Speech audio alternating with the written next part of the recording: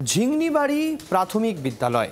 এই বিদ্যালয়ের চতুর্থ শ্রেণীর পড়ুয়ারা নিজের নাম বাংলায় বলতে পারেন না, লিখতেও পারেন না, এমনকি আমজাম কাঁঠালের বানান পর্যন্ত তারা জানেন না।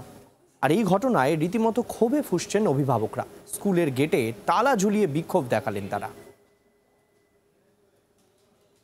আম বানান পারবা? জাম, কাঁঠাল, নামটা বানান কত? বাংলাদেশ পারবো না।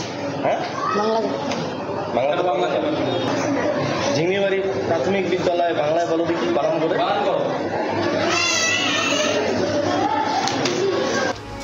বাংলা মাধ্যম স্কুল, বেশিরভাগ পড়ুয়াও বাঙালি, তাও বাংলায় বলতে গিয়ে আকাশ পাতাল ভাবতে হচ্ছে চতুর্থ শ্রেণীর পড়ুয়াদের।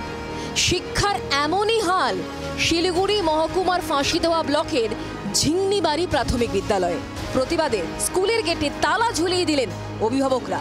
তাদের অভিযোগ, এই স্কুলের শিক্ষক শিক্ষিকারা না সময় মতো আসেন, না হয় পড়াশোনা।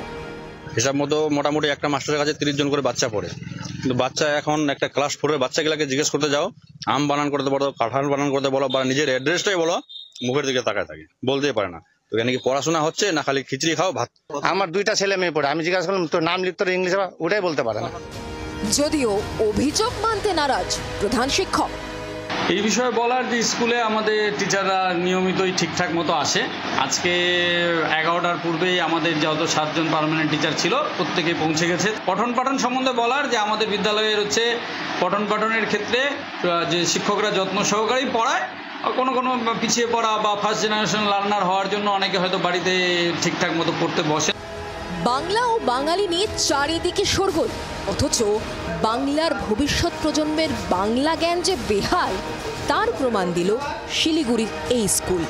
ক্যামেরায় বিশ্বজিতের সঙ্গে নারায়ণের রিপোর্ট, জি 24 ঘন্টা। বাংলার আওয়াজ, বাঙালির আবেগ, জি 24 ঘন্টা।